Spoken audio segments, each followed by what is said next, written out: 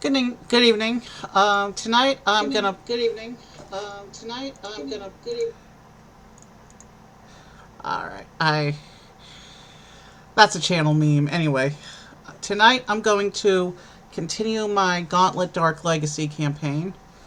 So tonight we're gonna play the Castle World. So let's get right into it. Where's my Game Boy?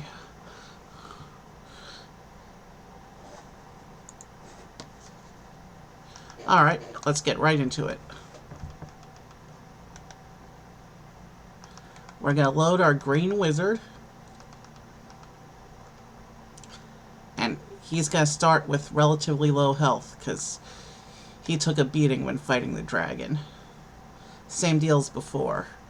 We have to check every inch of every map, so we could be here for a little while playing these 5 levels. So we're going to start in the castle courtyard. And you'll notice, even though the world looks different, the enemy types are pretty much all do the same. The rats are the equivalent of the scorpions from the mountain. And health is coming back. So yeah, it looks like we're starting with a little maze. I want to make sure I see everything there is to see. I'm getting too close to that explosive.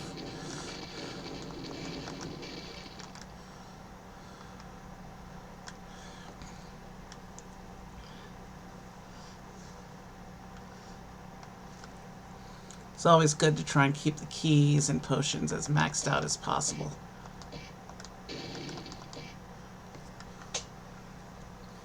So yeah, the enemies are pretty much all the same here.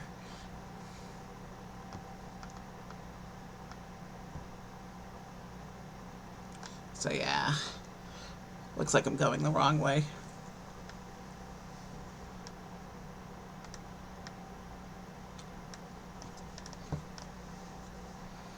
But again, we don't want to miss any potential runes, so...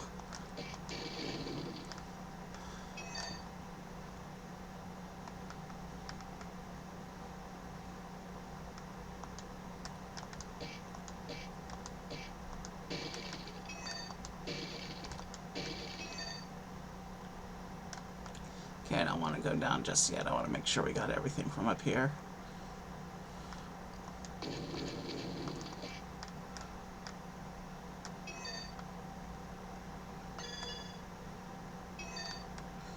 Yeah, now we can keep moving forward.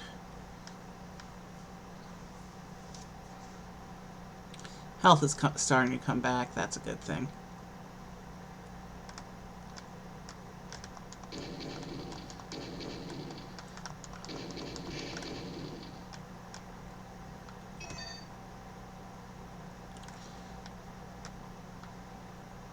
So it looks like some of the flame archers aren't actually linked to generators right now. Interesting. So they have this set up like an actual castle with strategic choke points.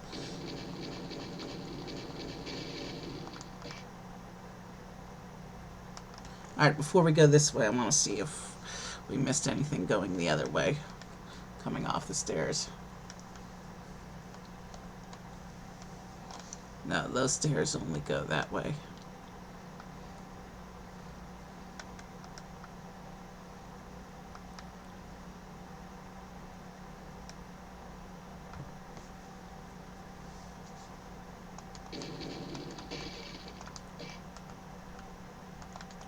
And then there's more stairs going up, so we're not going to go up there till we've explored everything down here. Oops, I picked up the poison food by accident. That's a thing that I'm going to do often, because I'm trying to move as fast as possible.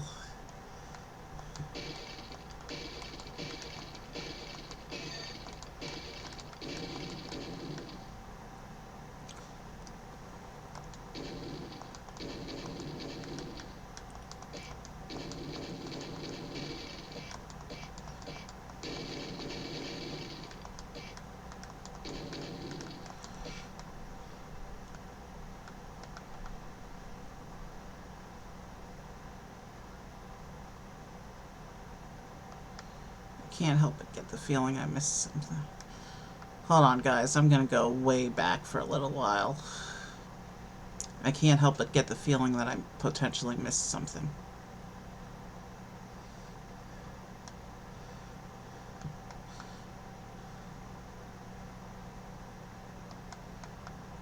Yeah, it's quiet over here. I've already sacked this part of the castle. But I've got a long way to go.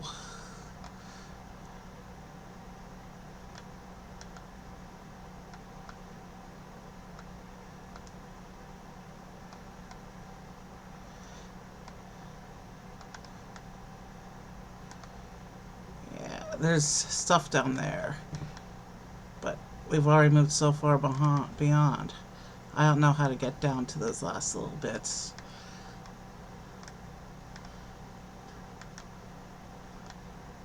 Well, I'm sure if there's no way down there, there's certainly no rune down there. So I think we can safely move forward at this point.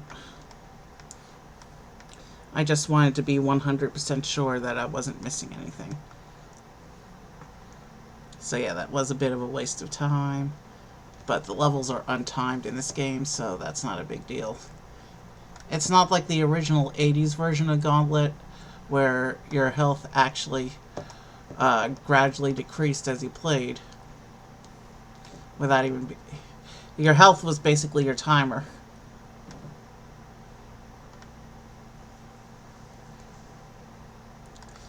Alright, there's a little bridge here. Okay, the castle golems are blue. Interesting.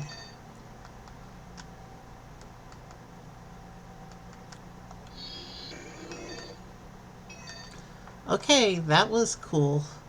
I didn't waste that potion because the chest gave me it right back. Looks like the castle has a poison moat going on. I thought I saw a staircase a bit ago.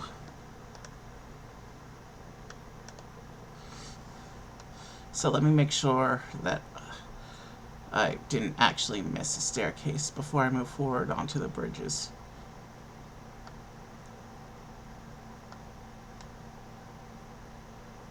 Nope. Looks like my eyes were mistaken, but there's that little hedged-in area there that I can't figure out how to get to. I guess we have to cross the bridges to get there. I'm trying to be thorough so I don't have to replay levels later.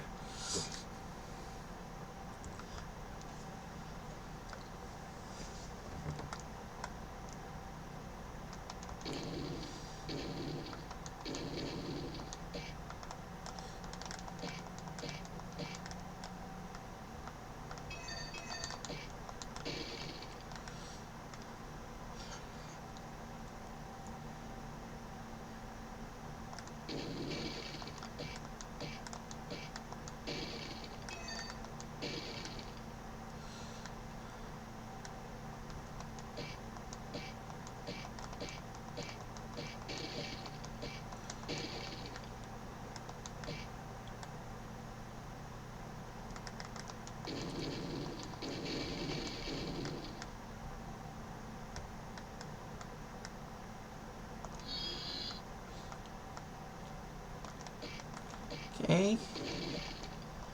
There weren't any branching paths there. Let's keep moving forward.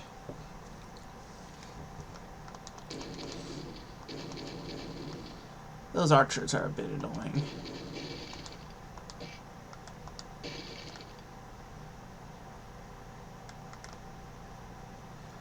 That looks like the edge of a gate right there, or a dungeon of some sort.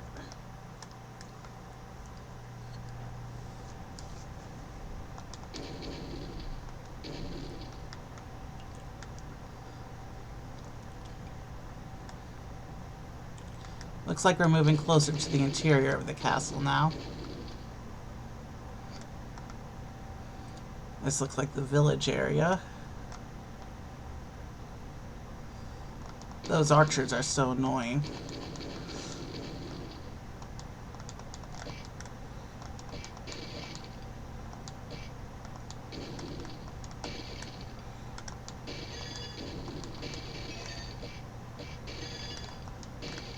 Wow, I just lost a lot of health there.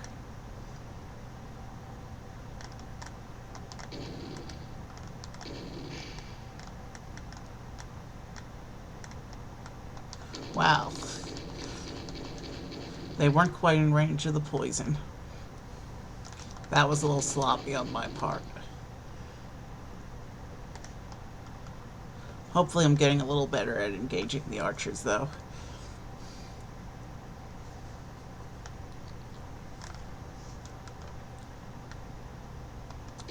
Theoretically, this is...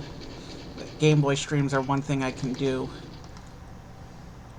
when I'm at the other house for a whole week next week. This, Morrowind, maybe Art, City Guesser. My formats, the formats I can do at the other house are limited. Because unlike this house, which is pretty quiet, and I have the desktop, which has all my stuff, at the other house I'll just have the laptop, and it's a pretty noisy house. There's 5 teenagers living in the house, kindergartner, 3 dogs, although only 2 are in the common areas regularly. Okay, I'm not sure how to get down there, but I think we've cleared out it. No, we haven't cleared out everything up here yet.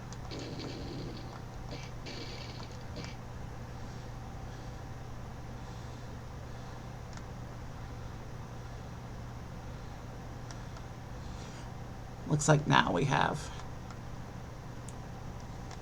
Now we can go up the stairs. And I still haven't figured out what the money is for. In other versions of Gauntlet, you can buy stuff with it, but I haven't found anywhere to buy anything in this version yet, so...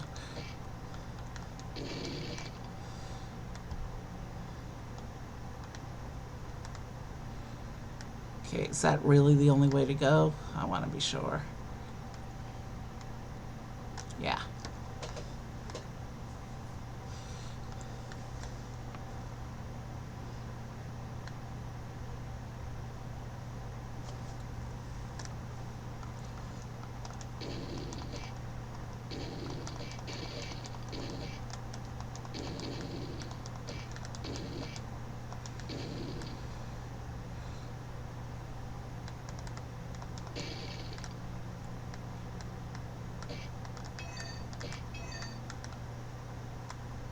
Okay, that was lucky.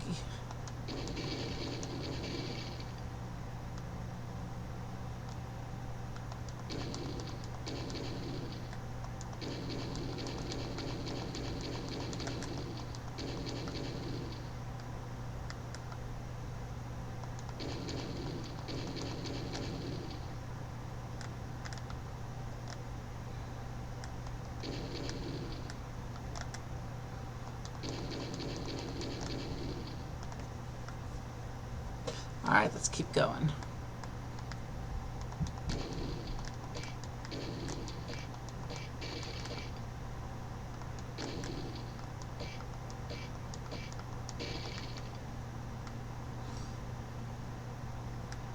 So I'm not sure what the other 3 worlds are, but...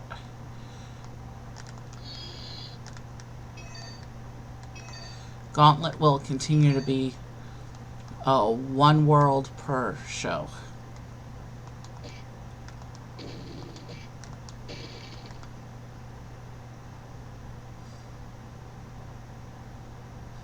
Because each world is 5 massive levels. And then the 2 endgame levels we'll probably do a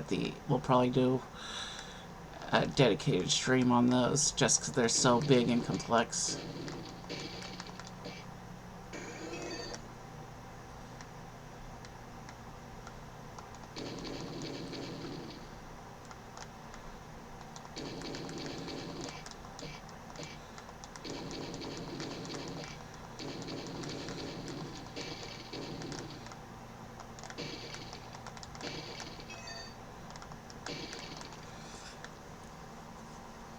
Alright, let's keep going.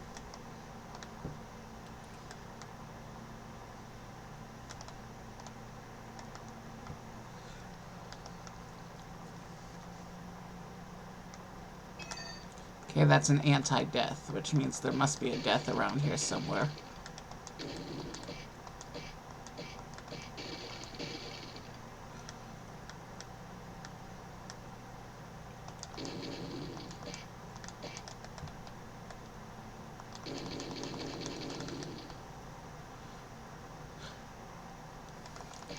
The trick with the archers is to try to shoot them before they shoot at you, which is usually tricky.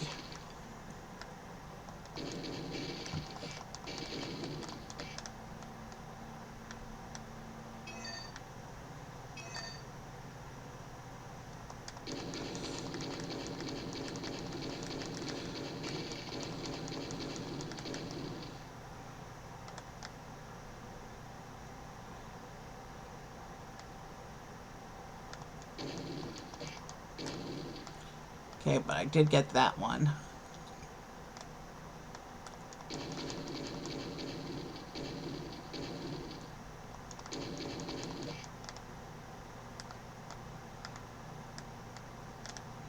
Okay, nothing up there at that wall, so...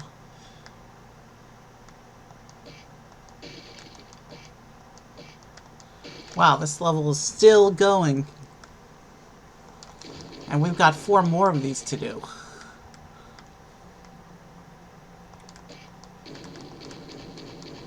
Red Death.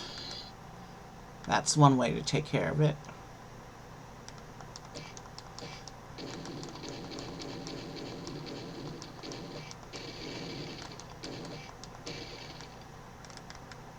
Now, barrels.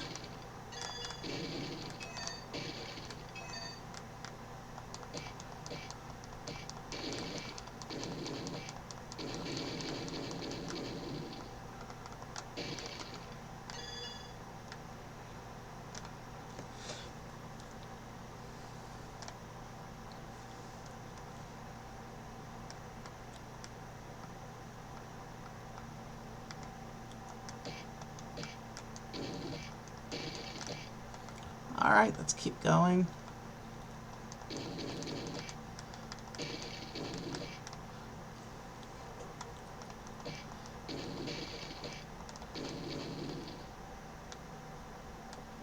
Alright, before I go that way, I want to make sure I got everything from over here. And there's a staircase too. Okay. There's more branching paths going on here.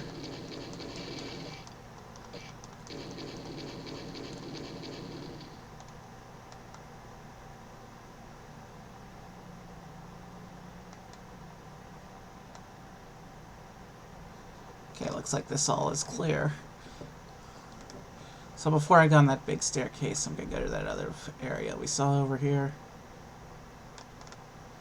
If I can find my way back.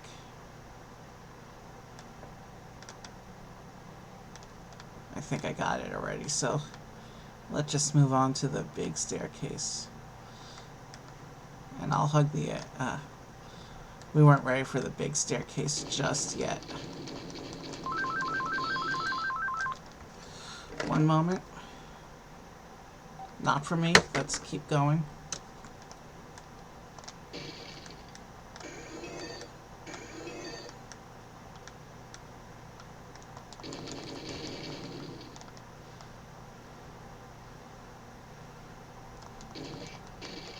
Seriously.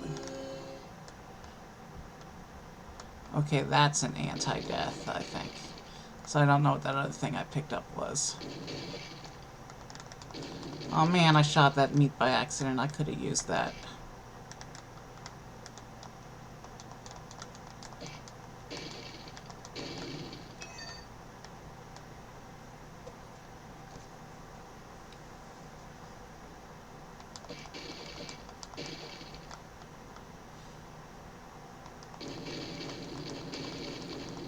The trick with all the enemies is to hit them before they hit you.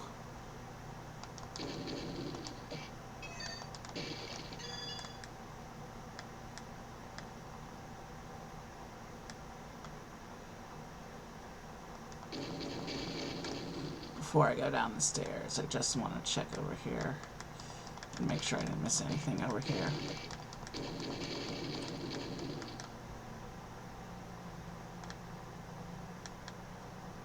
Yeah, I think we got this whole area. Yeah, nothing on this platform either. Yeah, let's move forward then.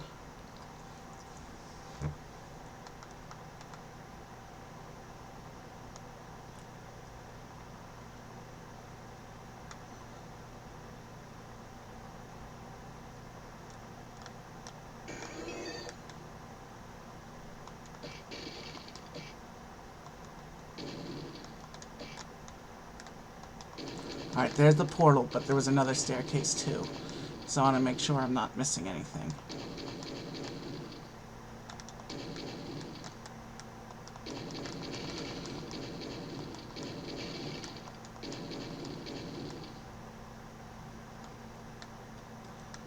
Alright. So yeah, we finally found the end of this level. Okay. A room with 4 golems. And I hit one of the meats by accident. For that room, it's a good thing I decided to come down here, because that just gave me a lot of health.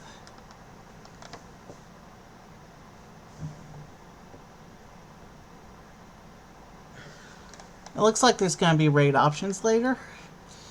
But this is only the first of 5 levels we're playing tonight, so...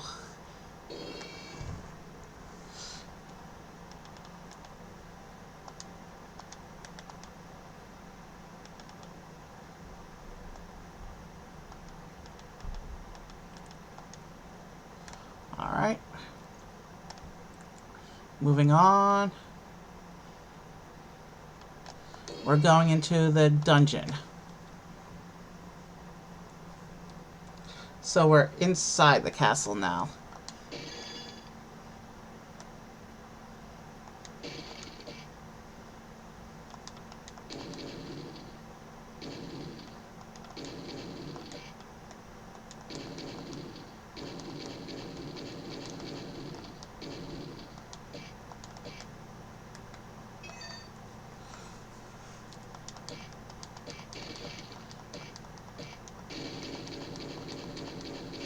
Alright.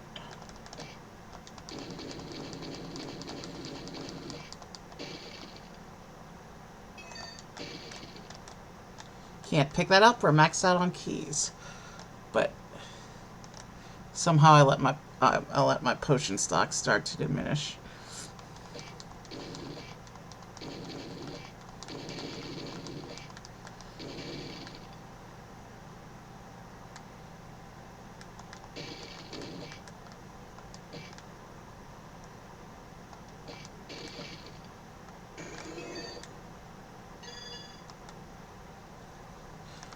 Did we just come from this way?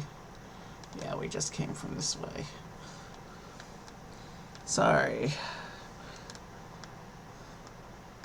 The layouts in this game can be a bit confusing.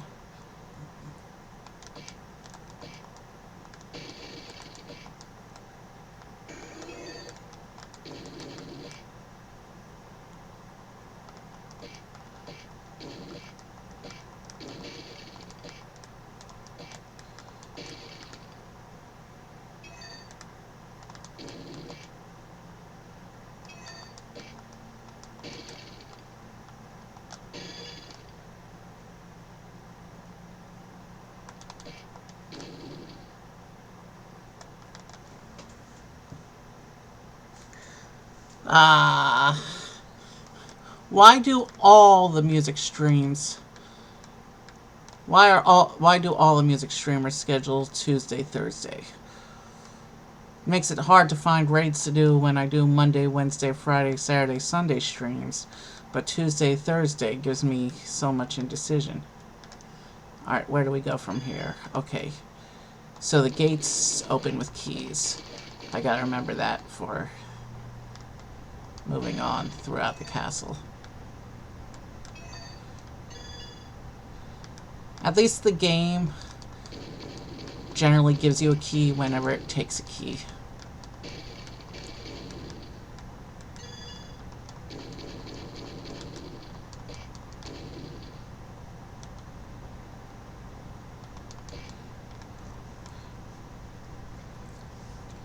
Alright, let's keep this action moving.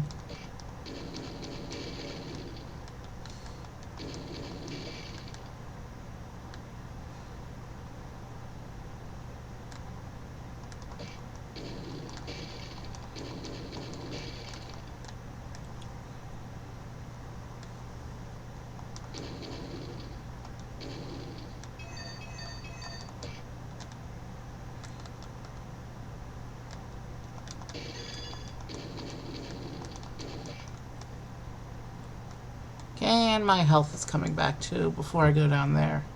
I just want to make sure I got everything from over here.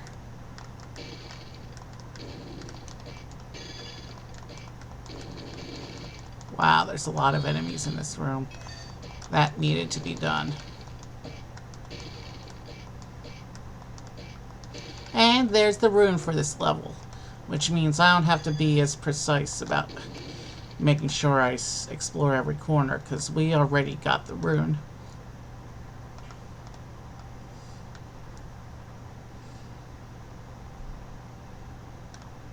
So let's just keep moving forward at this point.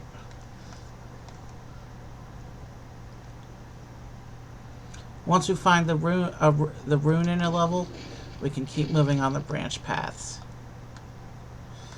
I mean, we don't have to take every branch. Oh boy. Lots of poison.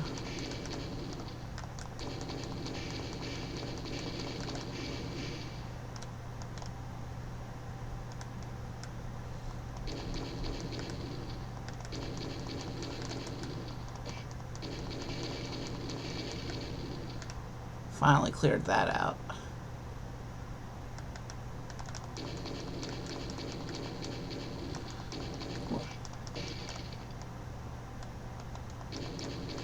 You know what?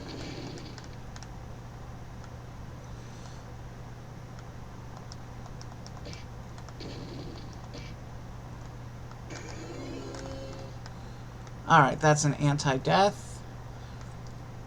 So hopefully we can find a death coming up so that we can use its ability.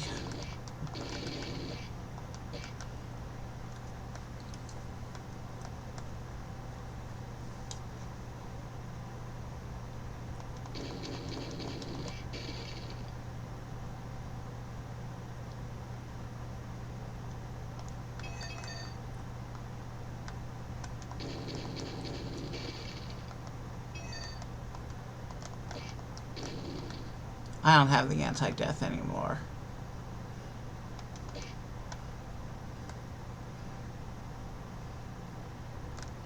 That was a problem I had back in the day, too. I never could find a death after picking up the anti-death. So I never got to use its ability. Oh, wow. That was a risky exchange. Took a lot of health out. That's poison food on a thin bridge. So let's shoot it out of existence. And this archer as well.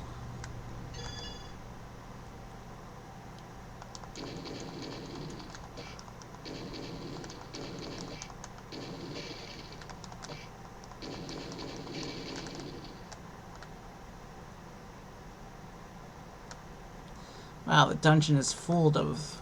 Is the dungeon built over a poison lake, it looks like?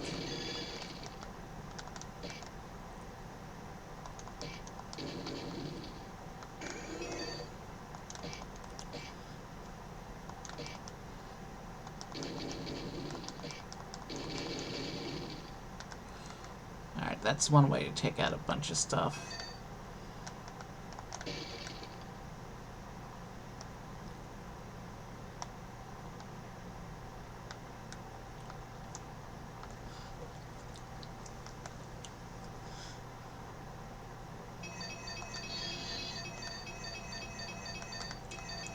Yeah, that death thought I wouldn't notice it with all the apples there, but I was too observant for it.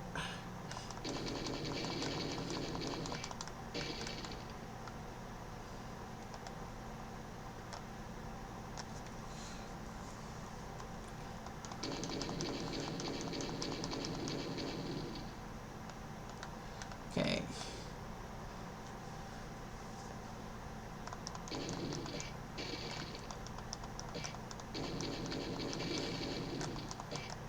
Wow, this is a dangerous area.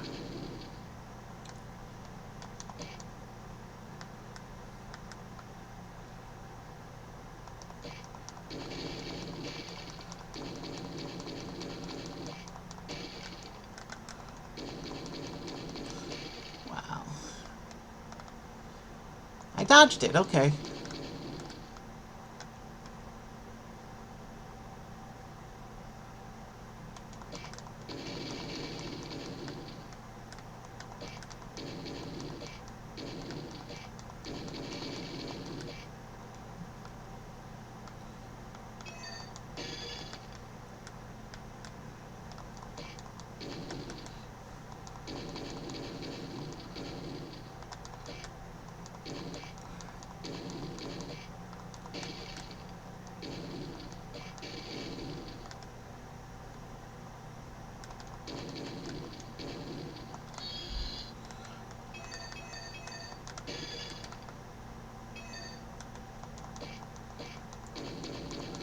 As long as I keep the attacks facing away from the food, I should be okay. Wow, I only have 4 magic left. But I'm maxed out on keys again.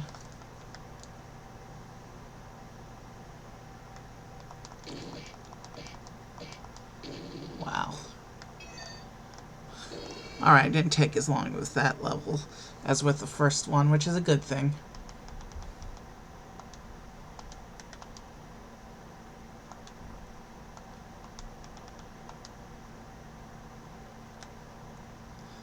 Alright. Moving forward. The barracks.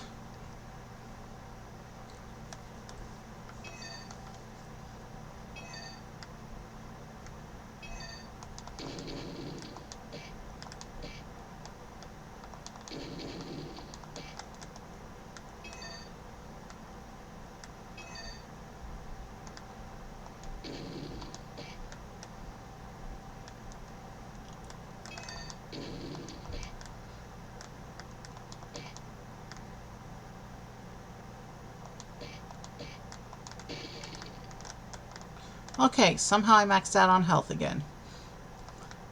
That's not a status that's going to stay for long, though.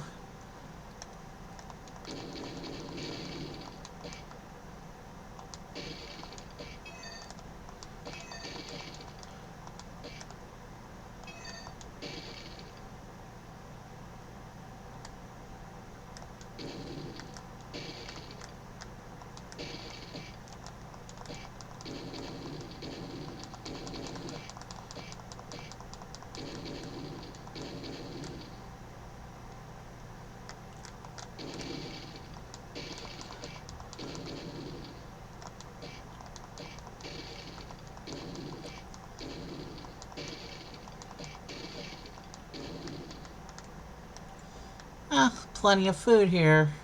In case I start getting hurt again, I guess.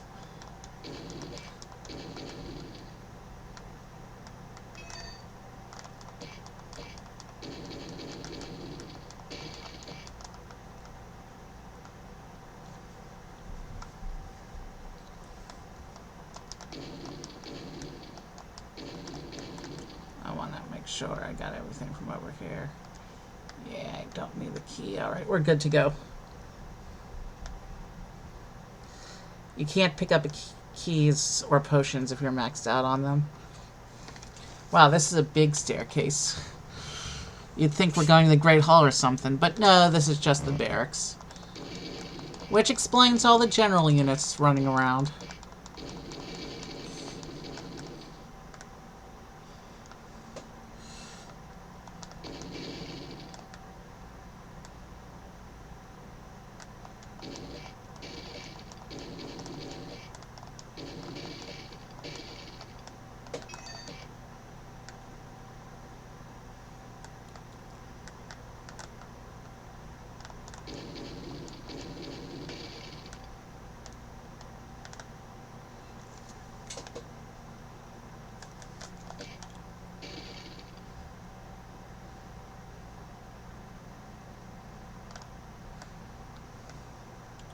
I have a feeling it wants us to keep going down, so I'm going to finish up here first.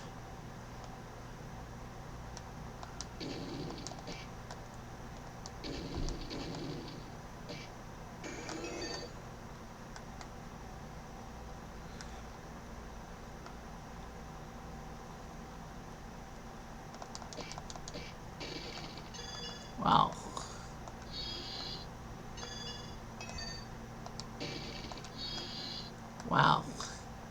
That was cheap, actually. 2 deaths in a row. And there I was thinking I was finally going to have my potion stocks built up.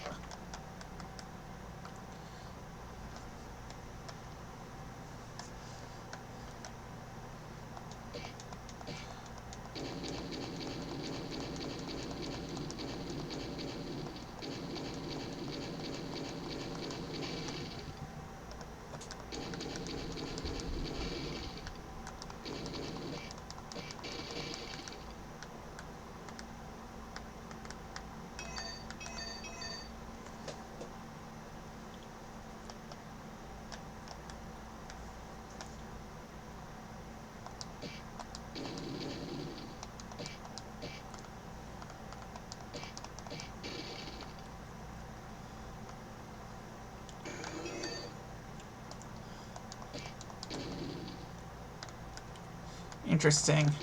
Poisons and explosives.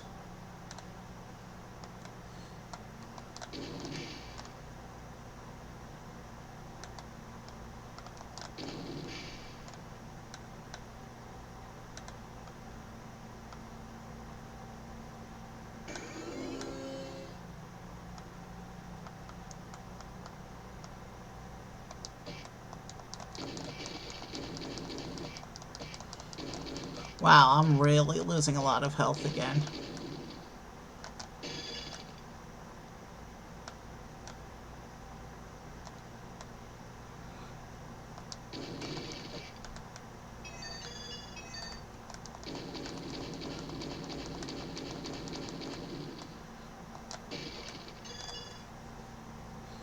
Okay.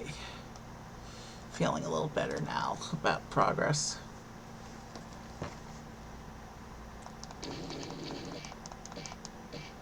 Wow, that thing hit hard.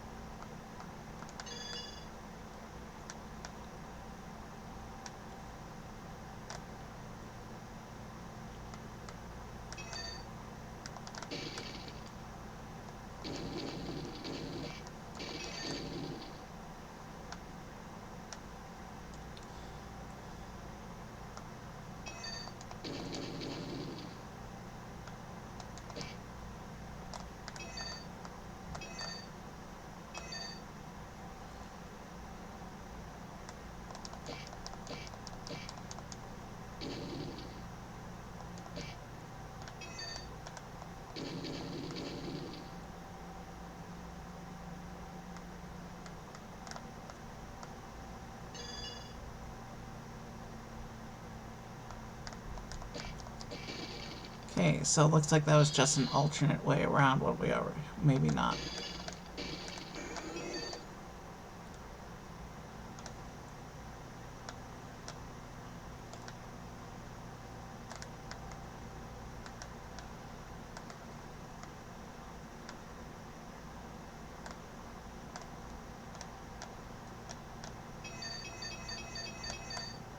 It's telling me... The apples were telling me I should go this way.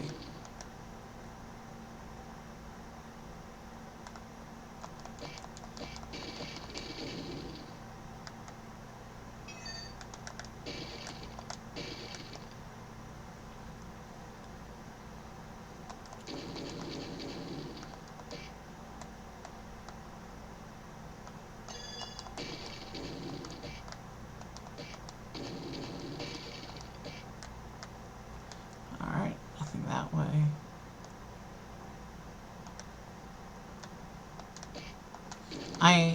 If I remember correctly, the game has a way of indicating if you missed a rune in a level once you complete the level. If that ever happens, I'll do the replays off stream. But that's the only part of the game I'll play off stream is replaying for runes.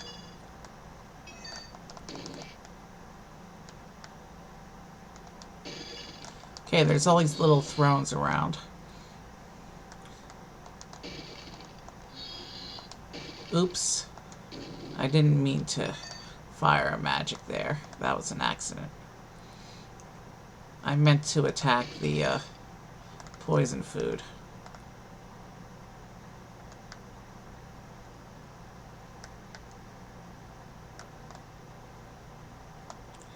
Okay, so that's everything that's in there. And I'm low on potions again.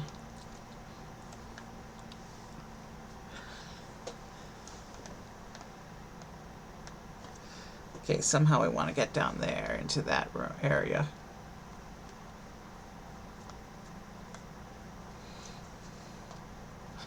Ah, stairs.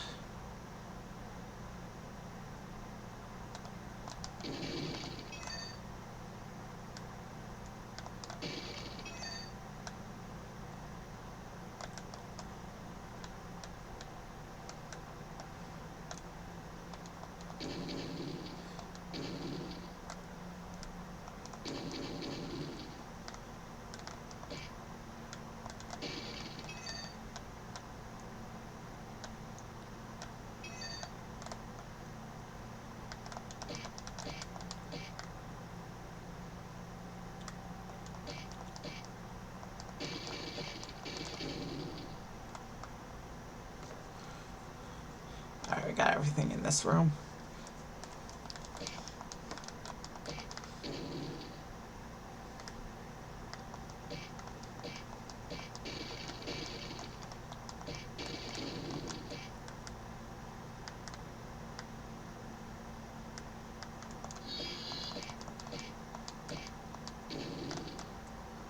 Wow, I took a lot of health from those generals.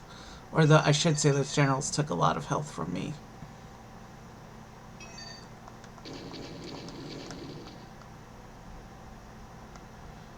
So it looks like there's an area over there which I have no idea how to get to.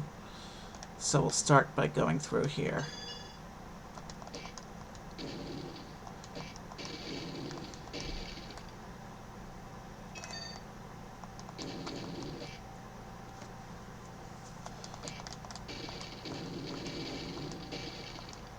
I do remember that this version does not have the secret characters that other versions of Gauntlet have.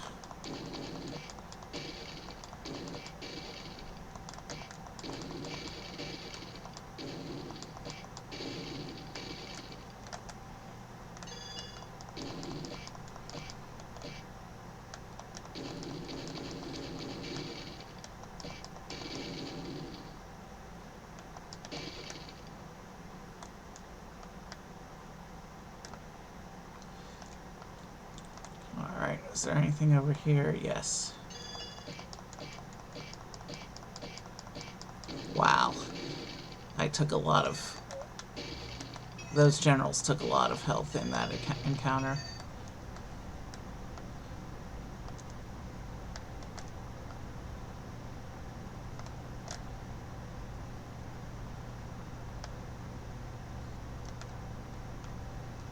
Okay, it looks like there's some stuff over there that, once again, I have no idea how to get to.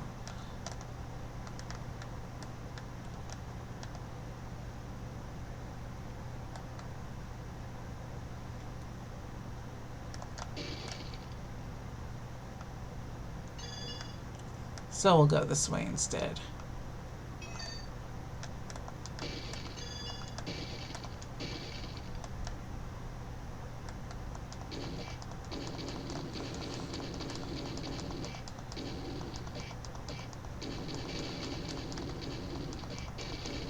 I think the archer units are separate from the ranged regular monsters, because I saw a different kind of ranged attack before as well that was coming off of the regular monster swarms. So I think these archers are just separate.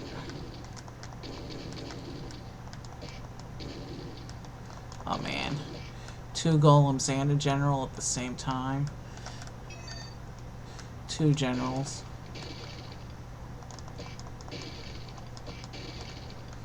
Alright.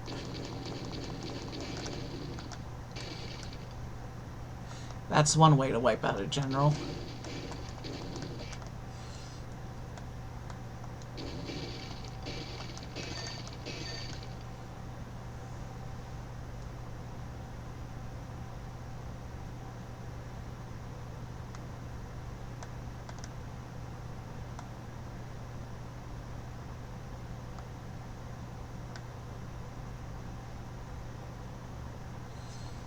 Well, there's the portal.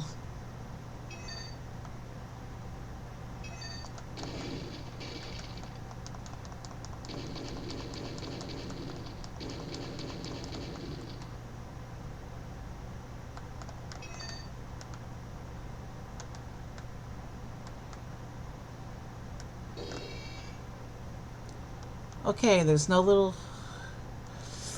Alright.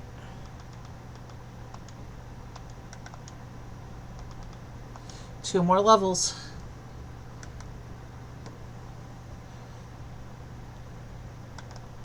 Oh, that's mountain. We already did mountain.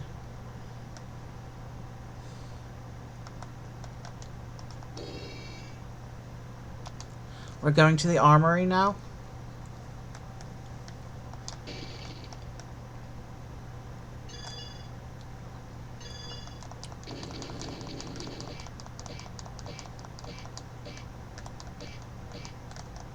Wow.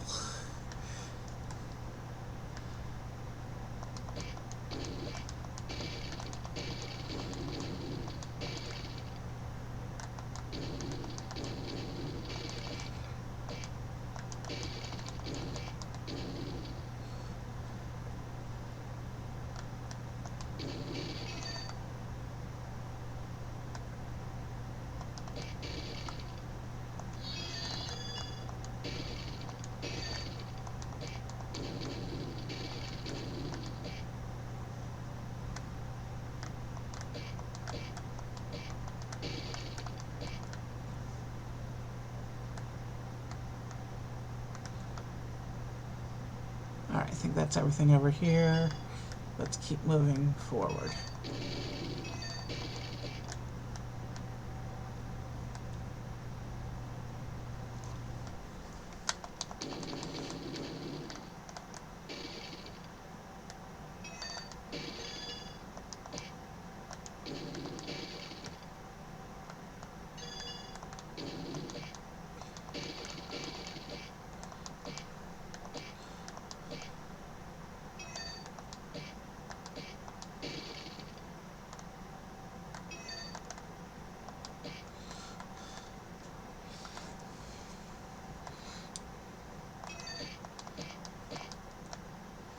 Okay, got those guys.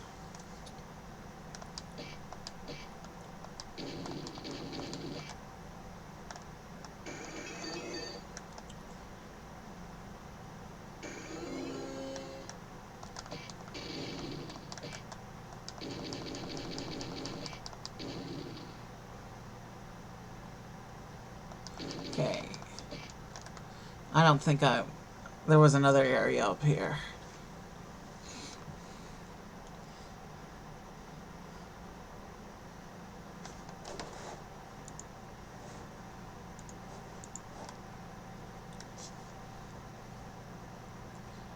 Oh. Looks like I'm using up keys again.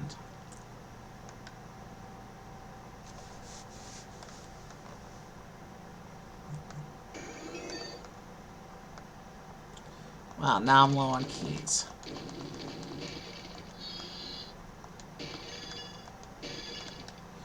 Okay, that's a little better.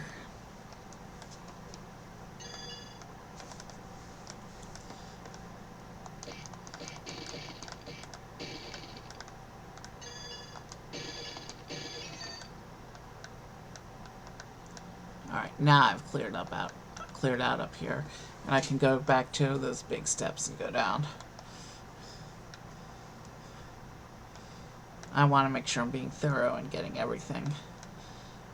Especially on levels where I haven't picked up a rune yet. Not every level has a rune. That's why I'm being extra paranoid about making sure I've seen everything in a level.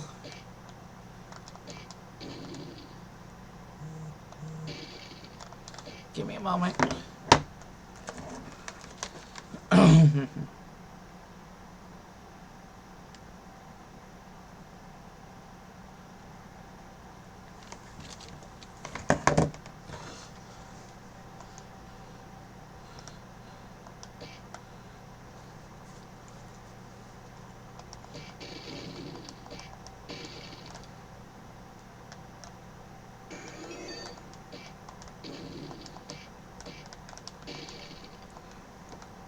Wow. My health is really getting lowish.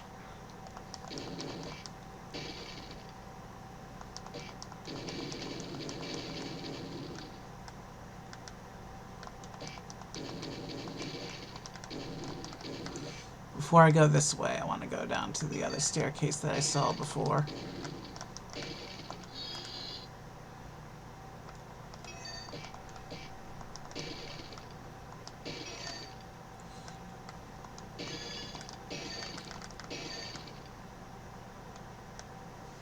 I have a feeling this is the way forward. So, let's go back up the stairs to the other staircase we saw a little bit before going the other way.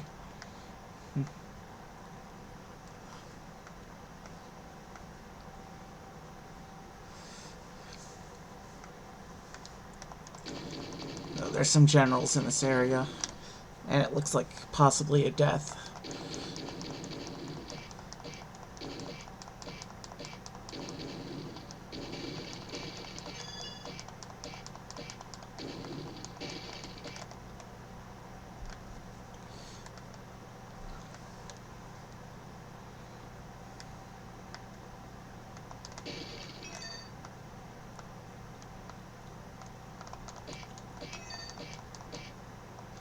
Okay, no to the death, but yes to the general. And I was sloppy, and he took out a chunk of my health.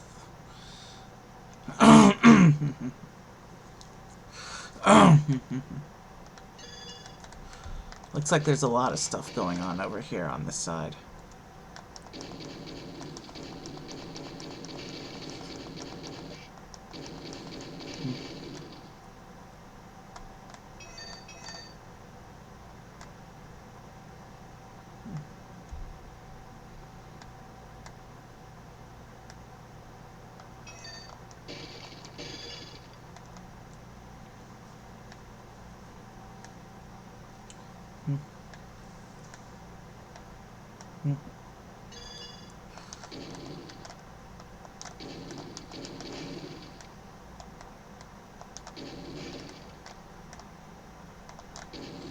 Why is there a hall of explosives but no enemies?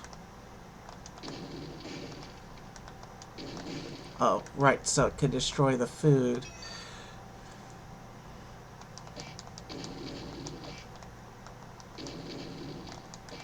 Man. And now that I'm low in health, I just shot out all the food in this area.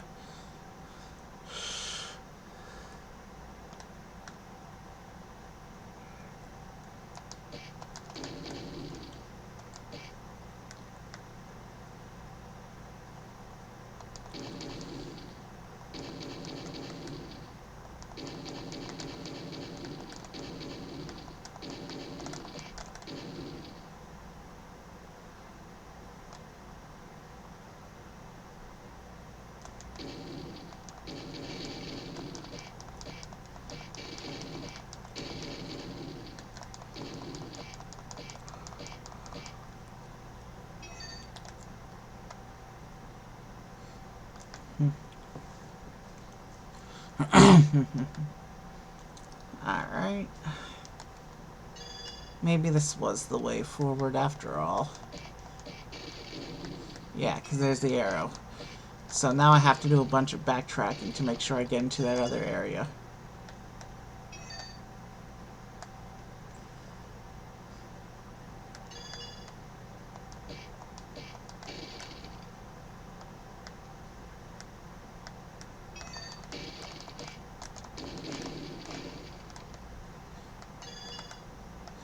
That's one way to kill a general, but also to destroy the food that was waiting for you. Still, if I had fought that thing, I would have lost as much health as I had gained. So, I guess the outcome is the same. Now we have to backtrack way back. I mean way back, to make sure that we're not missing anything.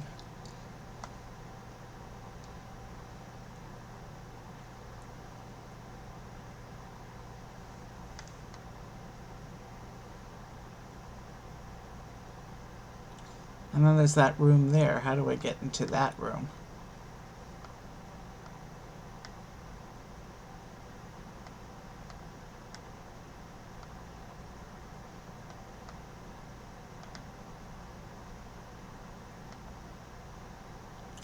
Alright, finally made it to the stairs back. And I'm almost certain there's a rune in this level, because there didn't appear to be one in the last level. And each world has 2 or 3. I think there's 12 total in the 5 main worlds, and then no, there's 13 total, I think.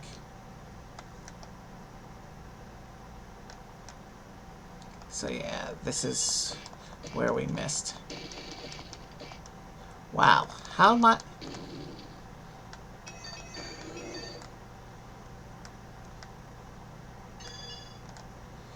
Really? That's all I missed? An opportunity to cut my health down to next to nothing? And a key?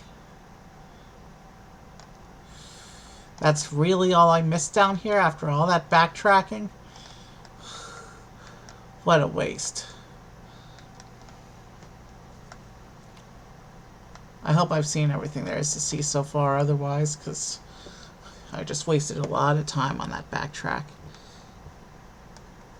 We've been doing this for about an hour, but we're already doing the 4th level.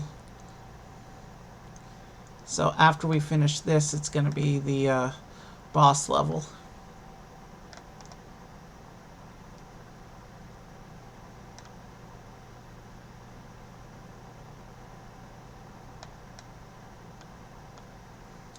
You saw what I saw just now as we walked past that room, right?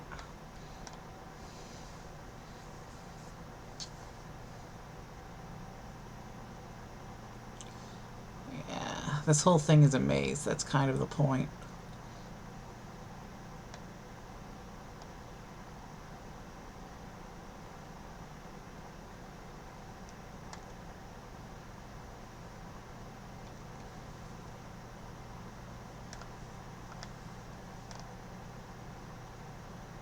I want to make sure I see everything. Huh.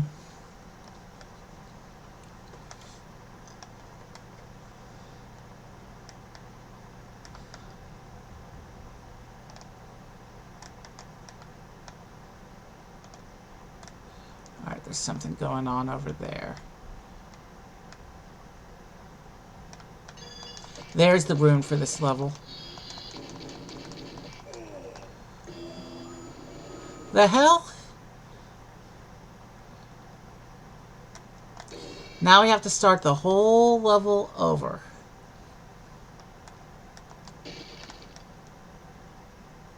Well, at least we know where the rune is. So let's just keep moving forward. Let's not worry about backtracking or anything like that. We miss a room, it's okay, because we know there's nothing of importance. But if we enter a room, we get to clear it and look for food. Even if the room is big.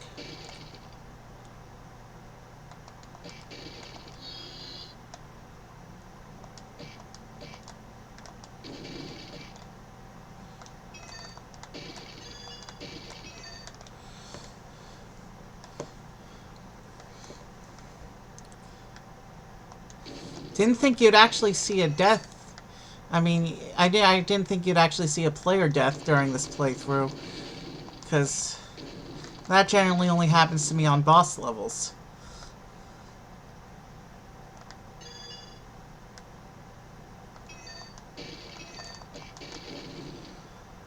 So small setback, but in terms of time.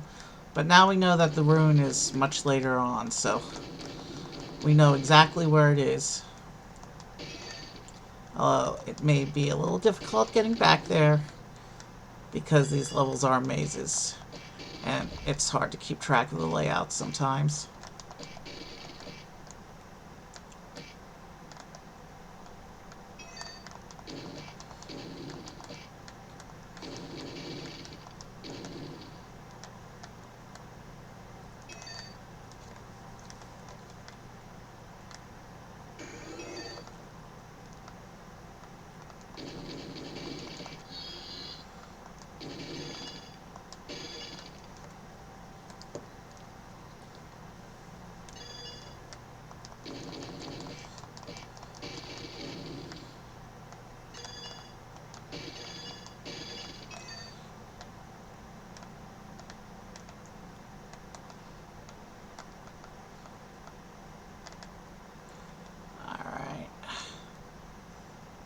And I'm lost.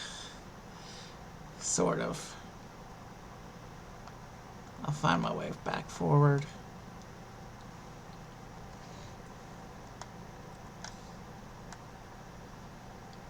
I'm sure it's around this way somewhere.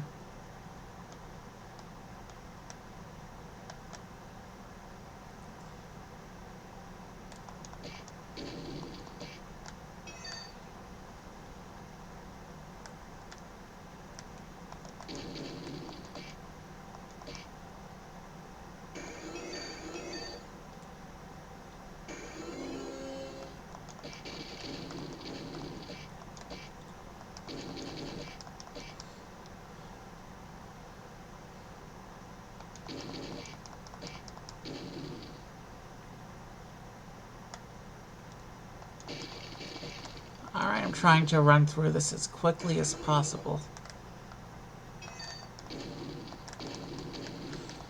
because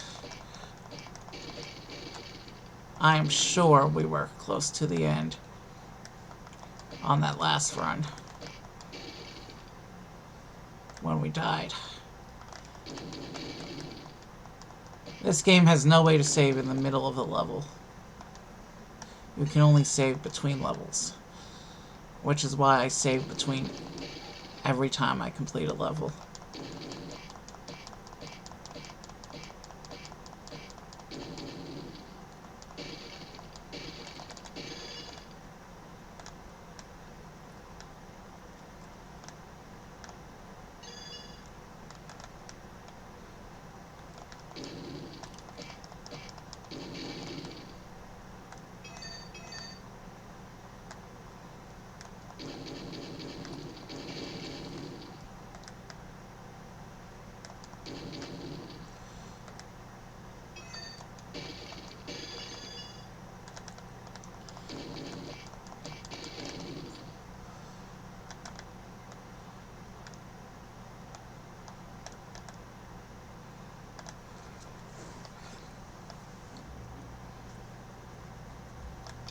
Okay, gotta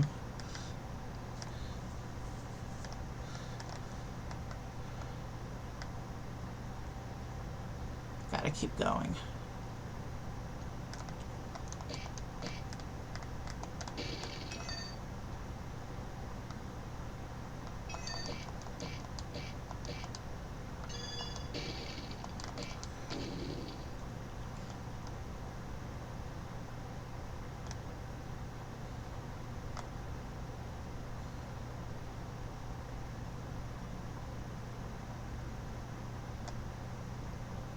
I'm not sure which way is forward from here.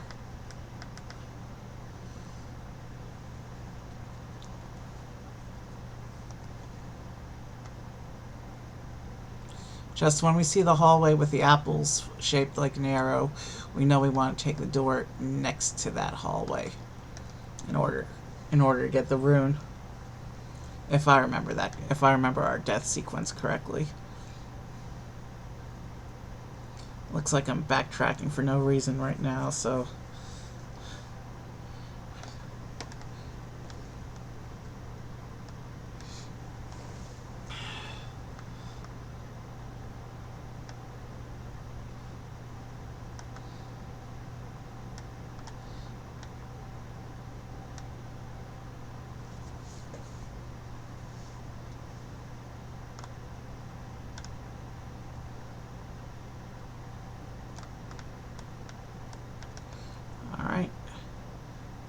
Search the walls for another gate.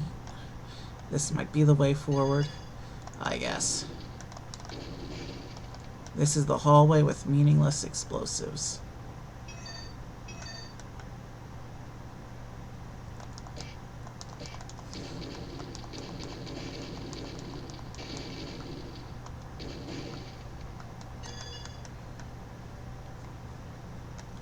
So yeah, we're going the right way now.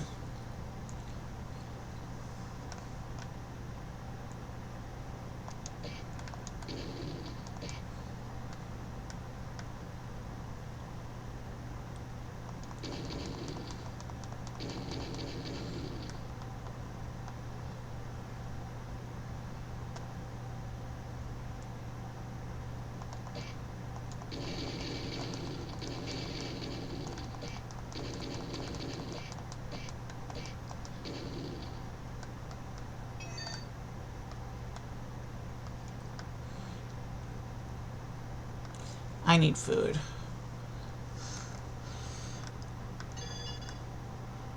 Both in-game and out-of-game.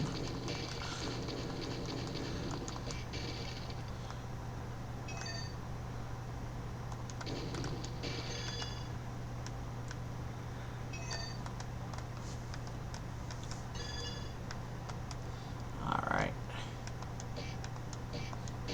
This is where the disaster was last time.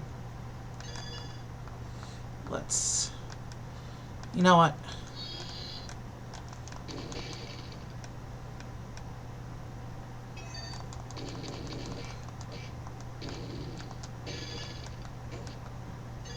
We got the rune.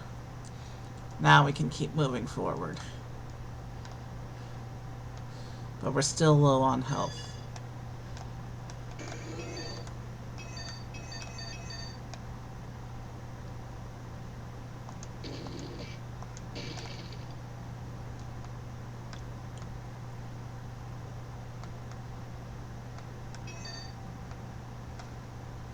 Wow, we're getting low on keys again.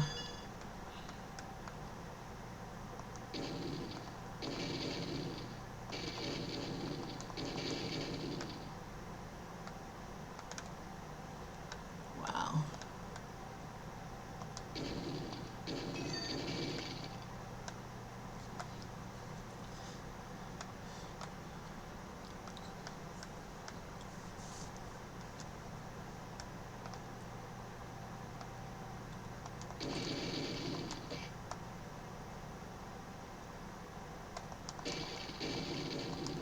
Alright, let's explore a bit before I go up those stairs, because I need to find food.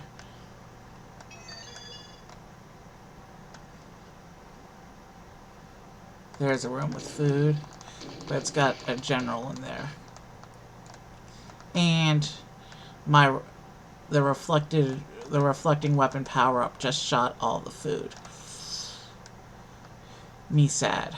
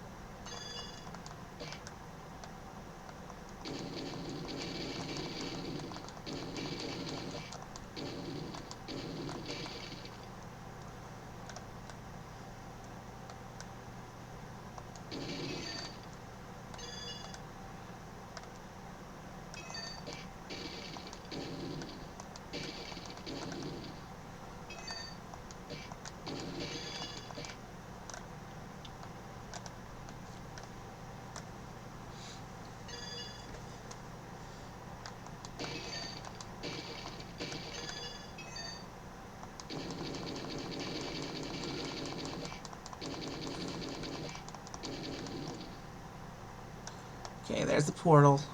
Let's see if there's any food in this room before I go through. Doesn't look like there is. Okay, well, not a bad finish.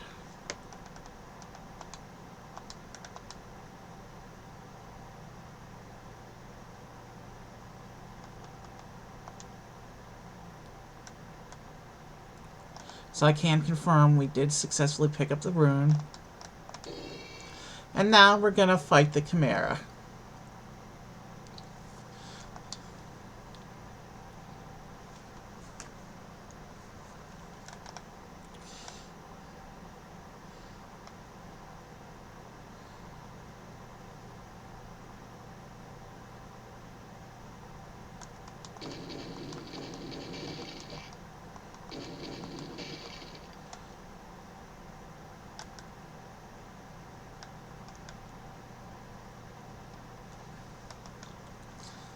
And I don't think there's any runes on boss levels, except when you get to the sub boss to get the final rune.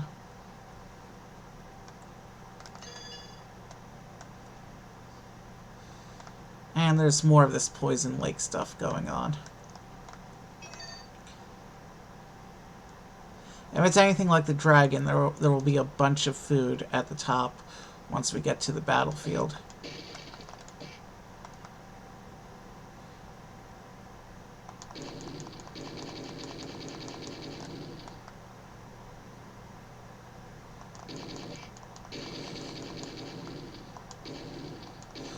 I think most levels have like a bunch of food right at the top of the battlefield before you fight the boss.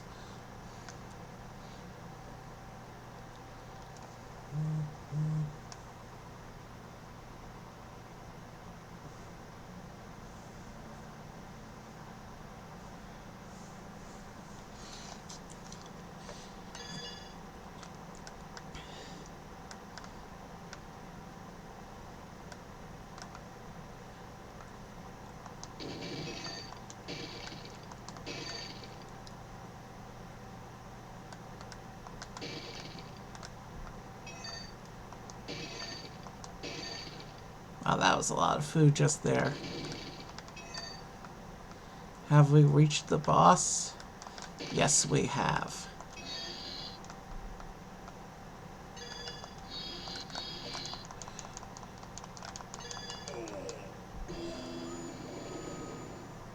Wow.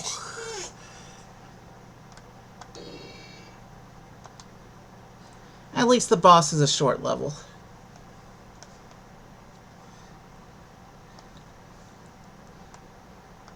I thought I could brute force the boss by going in there and spamming potions, but I guess a more ranged attack strategy might be better.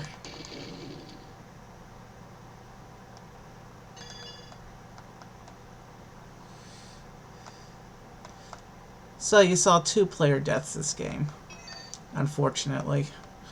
That means I was sloppy on tonight's session.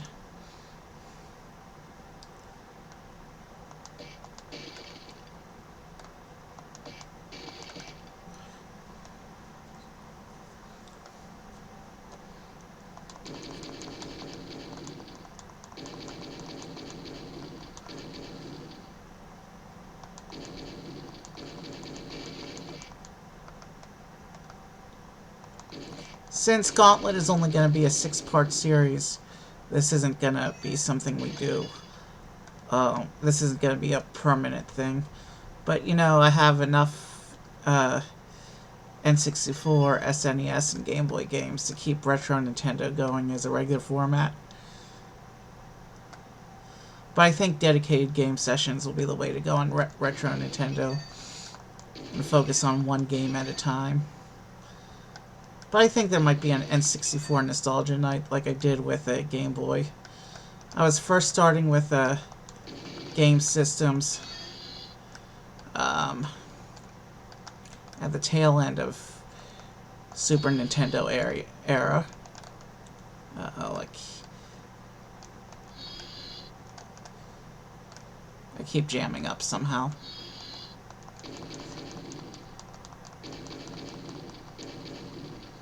Got him! We beat the Chimera. With more health than we had, then we beat the dragon. We've recovered another shard. The desert world will be next. So yeah, there's 5 shards. So we go here first to get the final rune piece to place on this portal. So we're going to go to the desert world next, which is here. But that's a quest for another day. I said we were doing the castle world today.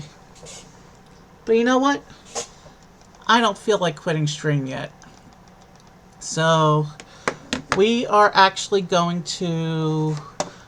I'm going to switch over to Pokemon cards. I'm going to show random cards in my Pokemon collection, talking about their art and collecting experiences.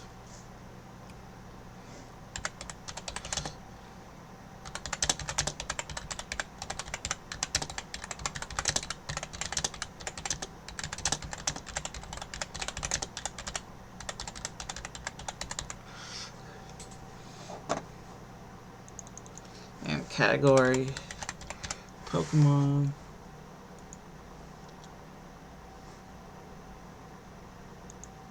So I'm just switching things over right now.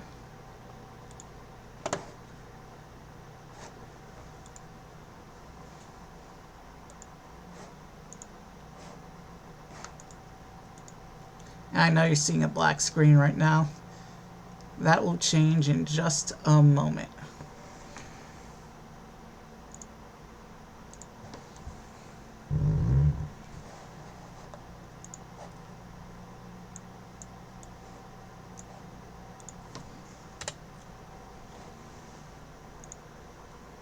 Alright, we're set up for Pokemon card format. But this is a good place to take a quick little bio break. And when I come back, we'll talk about some Pokemon cards.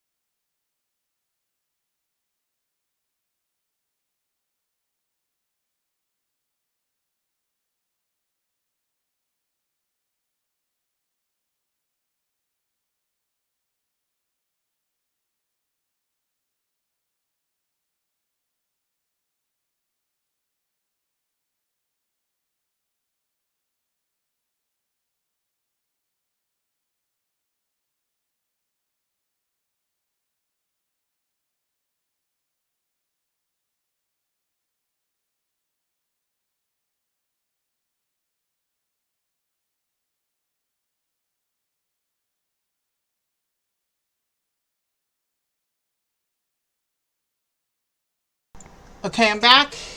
Let's talk about some Pokemon cards now. Beginning with Slowking from... Oh, that's a Generation 3 Slowking. I only have a small handful of Generation 3, with the exception of Dragon Frontiers, which I have most of the set, because I collected that one special. But Generation 3 in general, I think that might be Unseen Forces. I'm not 100% sure.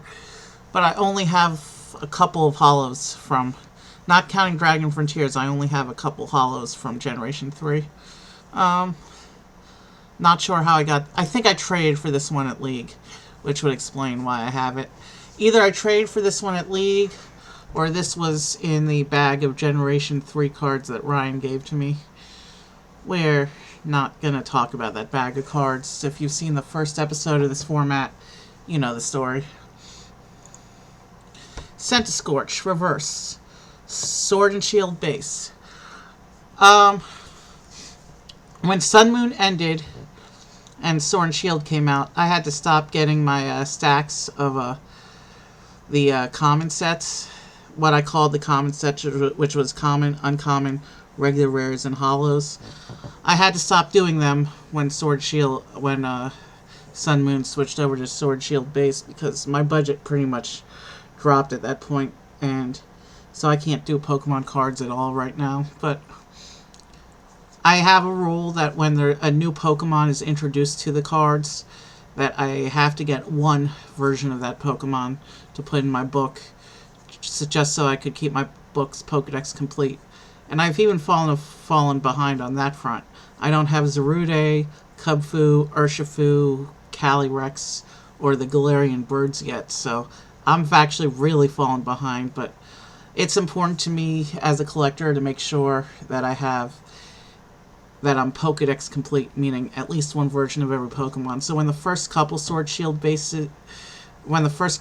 Shield sets came out, I was trying to get as many of the regular Pokemon from Sword and Shield as I could. And so this is the Centiskorch card I picked. Stoutland, Cosmic Eclipse. And this is actually the partner full art. In Cosmic Eclipse, they released a series of trainer full arts, or I shouldn't say trainer full arts because that's a separate thing, but alternate arts of 12 of the Pokemon in the series where they're pictured in a full art card with their trainer.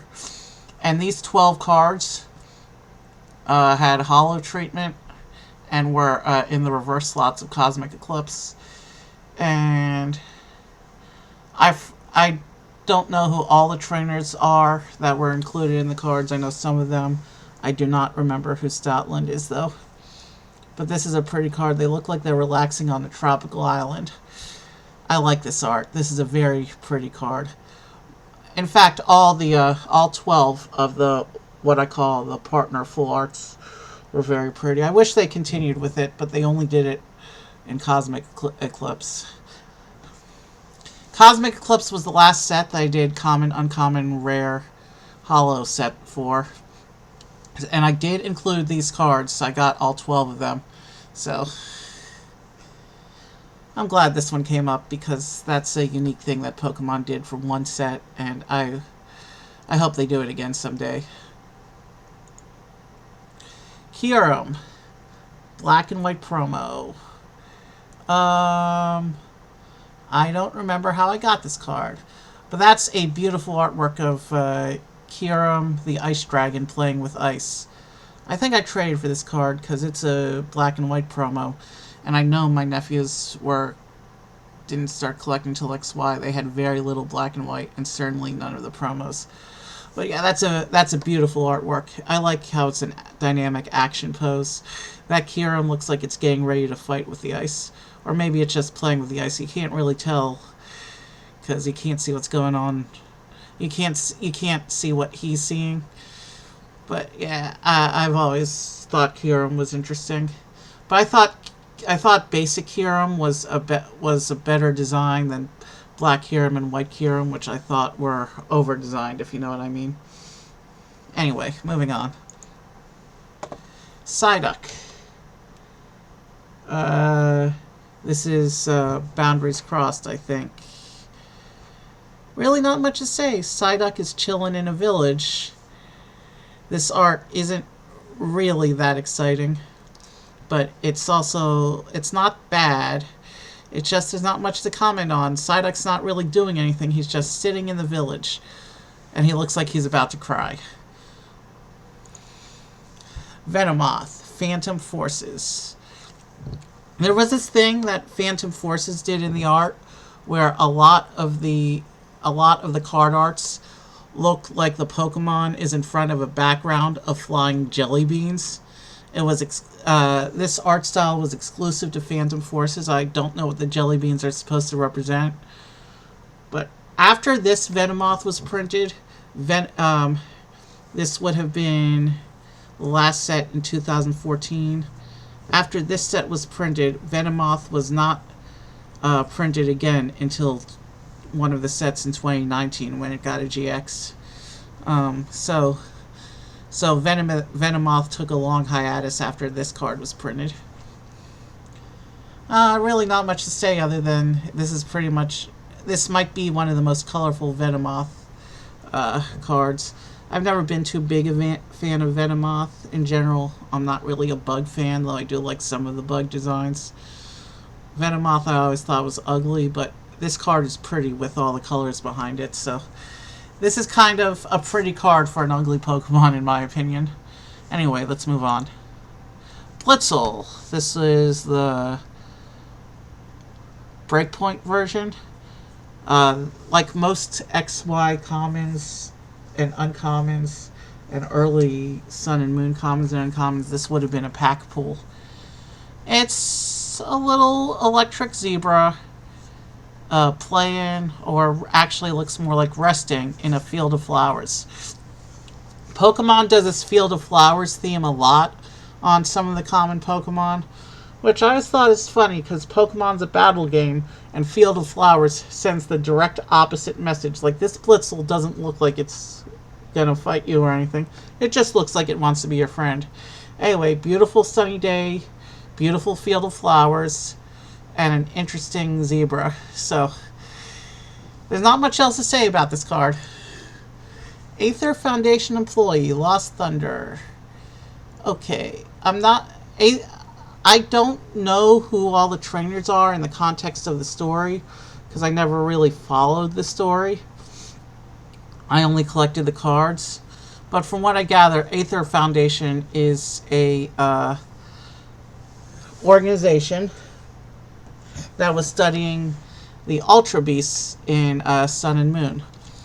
And they had all sorts of secret projects, like Type Null and Silvally. The special genetically modified Pokemon they created to fight the Ultra Beasts. And they had projects involving going into the Ultra Portals. I don't really know the whole story or all that, but Aether Foundation was pretty big on the science of the Ultra Beasts, if I remember correctly. They have interesting white uniforms with gold highlights. Not much else to say, really. Corsola. This is a reverse. This is Dragon Majesty. Dragon Majesty was one of the special holiday sets. When they do these special holiday sets, I try and do the main set as reverses. And for regular sets, some I get regular, some I get reverse. But for the holiday sets, I try and do all reverse if I can. As for the art, Corsola is happily swimming on a coral reef. You can see the ray of sun coming in from the top of the water. This is a very beautiful art and layout. In general, a lot of the undersea arts that they do for water-type Pokemon are pretty. Alright, next card. Lieutenant Surge's Eevee. Ooh, not only is this Wizard's era, but it's also an Eevee. Two things I like to talk about. The art itself is pretty plain. There's really not much here to distinguish it from any other Eevee. It's chilling in a field. But hey, it's adorable as ever. It's an Eevee. It's a Wizards era Eevee. And I don't have a lot of Wizards era in my collection. But Wizards era cards are fun to talk about because it was a different time for the Pokemon. I think I traded for this one at League, or I bought it out of the book of old cards that they had at the shop where I went to League. Don't really remember how I got this one, but because it was after I started doing the Eevee book, I was tracking all the Eevees. I looked up every Eevee and Evolution card that had been released up to that point when I was setting up the book. So I knew I had to get this one. But hey, even when the art's not that exciting, uh, when it's a Wizards card, it's always exciting. And when it's an Eevee card, for me, it's always exciting. So this is more about what this card is than what it looks like, because there's plenty of Eevee cards that I think have better art, but this is far from the worst. In fact, I can think of at least 5 Eevee arts that Eevee just looks derpy, but here he's actually pretty cute. This was only the 3rd Eevee card they had ever printed. Eevee first appeared in Jungle, and then again in Rocket, and then this one. Maybe it was the 4th, because there was a Wizards promo Eevee as well. So I think this was the 4th Eevee ever printed. And what's interesting about this Eevee is it's Lieutenant Surge's Eevee, which means it can only evolve into one possible card, which is Lieutenant Surge's Jolteon, which only got one version. That's why Lieutenant Surge's Eevee exists, because in the 2 gym sets, you could only evolve a gym trainer's basic Pokemon into that same gym trainer's evolved Pokemon. You couldn't mix and match named gym leader cards with non-gym Pokemon. So it was an interesting time for the game, at least I have to imagine, because I wasn't around for that when it really happened. But yeah, I'm glad this card came up, because it allowed me to comment on both Wizards and Eevee. But I can't really... I'd be wasting time if I spent the whole rest of the stream talking about this one card, so let's see something else now. Crabominable. Burning Shadows. And man, the blizzard conditions in this art make the environment so washed out, you can't really make out too much detail on the Pokemon. Crabominable, kind of ugly if you ask me, but an interesting ground ice design. Not much to say about Crabominable. He was never that exciting a Pokemon to me. And this, being Burning Shadows, this would have been a pack pool, so I don't really have anything to talk about with this card. Gardevoir, Breakpoint. I remember there was a deck, there was a deck around this Gardevoir because it shut down Pokemon abilities. So there were decks built around this Gardevoir, and there was another Gardevoir that came out a few sets later that had another lock effect. And so players, there was a brief period of a few months where both Gardevoirs were legal, and players came up with this deck utilizing both versions of Gardevoir, which basically shut down the opponents. It was a weird time for Pokemon. That's right around the time I went to League, and I remember playing against that deck a couple times. It was really frustrating. As for the art, it's a trash monster. It's really ugly, but the background is a pretty swirl of rainbow colors. So the background makes up in aesthetics what the Pokemon itself lacks and hurts the card in aesthetics. So I guess it balances out and is an average card in terms of art. Lusamine, full art supporter. We don't get a lot of these on the stream. Looks like Lusamine, if I remember correctly, is a character from the Aether Foundation we talked about earlier in Sun Moon. I don't remember too much about the character. Like I said, I don't really know the characters, what they did. She's got a pretty outfit. She's got crazy hair. A lot of the girl characters have crazy hair. And this card is from Crimson Invasion. And what's interesting is Burning Shadows had 6 full art supporters, which was the first set to ever have more than 4 full art supporters. Then Crimson Invasion came along with only 3. And then the next set, Ultra Prism, there were 10 full art supporters. And that opened the door for Pokemon to start releasing sets with large, insane numbers of full art supporters. I think the record is 13 in one of the Sword Shield sets, but I'm not sure. So yeah, Lucamine. This is a pretty card. The colors don't really have too much contrast, so everything kind of looks like it's washed out against each other. But the colors, the color palette is pretty. Looks almost tropical. But then again, give me a moment. Getting a phone call.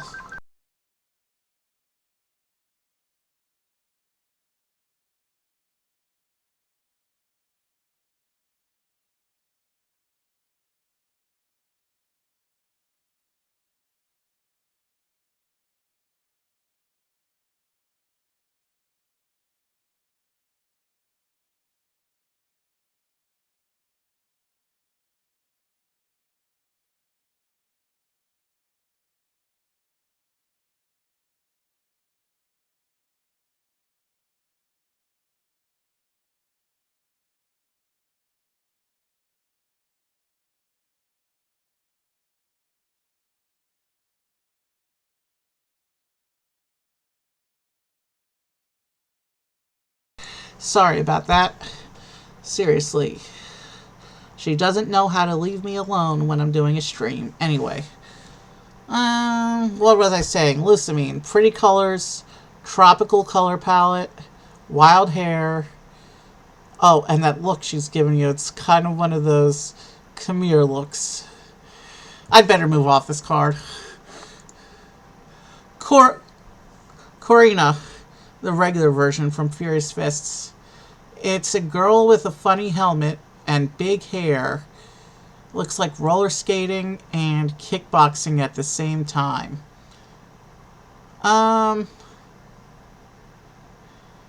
It looks like she's in a stadium of some kind.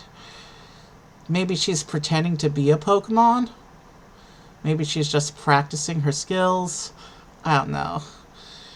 Karina looks wild. Let's move on. Raichu. This is the... Oh, is that Supreme Victors? That might be Supreme Victors. This is a Generation 4 card. I don't remember how I got it, because Generation 4 is one that I would not have opened packs for. Okay, it looks like he's... I can't tell if he's happy or upset, but he's generating electricity from his cheeks. Well, I'm assuming it's a he. It could be a her. You never know with Pokemon. But, whatever. So the Raichu looks like it's in a sitting position, but floating against a blue... No, I just noticed the trees in the background. And there's action swirls around it. This is probably a close-up of battle sequence Raichu. It looks like he's jumping and getting ready to shoot the electricity. And there's motion there's blue motion lines around him, and you can just barely make out the trees in the background, which are basically just big blobby shadows. Gardevoir EX Full Art Primal Clash. Beautiful card. I don't remember if I pulled or I traded for this one, but I remember Gardevoir was kind of a big deal back during XY. Gardevoir got a full EX complement in 2 sets in XY. They, in Steam Siege, they decided to use one of the EX slots on Gardevoir rather than using one of the many, many Pokemon that had not been given an EX yet at that point. There are, in fact, Gardevoir has a Mega, and the Mega Gardevoir appeared, because they did Megas back then, but there were at least 7 Mega Pokemon that were never made as EX cards. And that made me kind of sad that they gave Gardevoir a second set of EXs when they should have given that slot to one of the several Pokemon that had Mega forms that had not appeared as EXs. 2 of those Mega Pokemon later appeared in GX tag teams, but there were several Mega Pokemon that still have never appeared in the cards and probably never will be at this point, because we've moved on to Dynamax and VMAX. And one of my favorite Mega designs was Mega Pinsir. That never got a card. I mean, Pinsir is kind of ugly, but the Mega form got these really pretty wings. And I always liked the design of Mega Pinsir, and I'm still sad that it never got a card. But I'm getting off track. This is Gardevoir. And Gardevoir has always been a beautiful Pokemon. The green, pink, and white color palette gives me tropical lady vibes, almost like Hawaii. And then the background, the purple cosmic swirl with the stars. This is overall a beautiful composition. And the way Gardevoir is folding its body back to kind of emulate the spiraling cosmos in the background. I mean, it's like Gardevoir is trying to be its environment. I mean, this is overall a beautiful composition. One of the better looking EX full arts, in my opinion. This is a beautiful card. I could go on for days, but let's move on, because I've pretty much already made the points. I don't want to ramble. Golduck, Sun Moon Base. I think we had this card in a previous stream. Basically, it's an action shot where Golduck is doing an attack, shooting what looks like water cannons from its hands. Yeah, I've always liked the dynamic action battle arts, because Pokemon trading card game is you're simulating a Pokemon battle, and you know the slice of life cards, while cute, don't do it for me in that they send a totally different message than what you're actually trying to do with the cards. That's one of the reasons I like these dynamic action fight poses like this one. Not much else to say about this one, really. Let's get the next card. Lucario Spirit Link. Finally, we're seeing a Spirit Link on stream. Spirit Links were interesting. When an EX Pokemon evolved into a Mega EX Pokemon, because the Mega EX Pokemon were considered overpowered, to balance, your turn ended if you did a Mega Evolve. But you could equip these things called Spirit Links to your EX Pokemon, and if it had a Spirit Link, you could evolve it to the Mega without ending your turn. Which was kind of cool, except it used up your one tool slot. But for some Megas, it was worth it. And all the Spirit Links had this design in the art where it was the Mega Pokemon with 2 glowing energy rings. Particularly interesting were the Charizard and Mewtwo Spirit Links. Both Charizard and Mewtwo each had 2 different Mega forms, and the Spirit Link card for those two, it depicted both forms on the same card. Hopefully those will come up one day. But yeah, I've always, for a while, the Spirit Links were given a special page in my collection binder. All of my Spirit Links were together on display. Phoebus, Crimson Invasion. Scared fish poking its head out of the water. If you don't know Pokemon, you wouldn't believe what this evolves into. Phoebus is one of the ugliest things there is, but its evolution, Milotic, is one of the most beautiful, gorgeous Pokemon in existence. Hopefully it'll come up one day and I can tell you about it. But basically, ugly fish poking its head out of the water. There's some broken pieces of wood surrounding it. Not sure what's going on with that. Maybe a shipwreck or something. I don't know. But this Phoebus looks particularly scared. Alright, next card. Zangoose. This is a Cosmic Eclipse Reverse. Oh, and he looks like he's coming at you. The Zangoose looks like he's charging. Claws forward. Angry as can be. This is definitely a Zangoose in battle. I approve of this art. Now this would have been, this is Cosmic Eclipse, so this would have been the final set that I did, that I bought the commons set as singles for, before I had to stop regular collecting. Zangoose I always thought was an interesting design. A white mammal creature with red marks all over. Angry, mean. Really not much else to say. This Zangoose is coming for you, and he's coming quick. Solosis. This is a Fates Collide reverse. Little cell Pokemon. Basically floating in what looks to be a desert wasteland with a shelter, an angry-looking shelter in the back, but no water. I don't know what the shelter being out of water has to do with Solosis, but the Solosis itself looks happy. There's really not much else to say about this card. It is a reverse, you can tell from the energy patterns on it. Cinchino, Crimson Invasion. Cute little chinchilla sleeping on a pile of, or not sleeping, but resting on a pile of pillows. This is about as cute as cards can get. There's really not much else to say about it. Milotic. We were just talking about Milotic. This is from Rebel Clash. This is the one non-Pokedex entry V card. I say non-Pokedex entry because I already had Milotic cards before this. But this is the one V card, non-Pokedex V card I was able to buy before I had to stop collecting. I mean, obviously I got the EVV as well, but... So yeah, you remember that really ugly Phoebus fish we saw a few cards ago?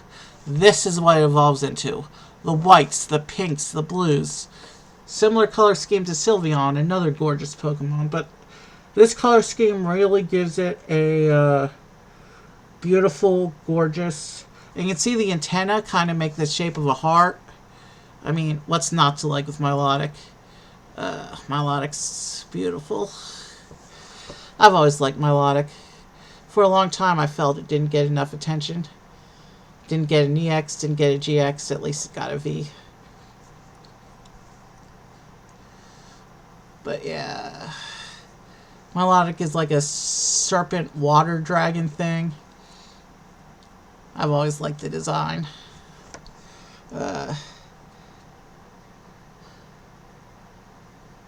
Hard to believe it evolves from Phoebus, isn't it? Yeah. Alright, next card. Samurott. This would be Legendary Treasures, I think.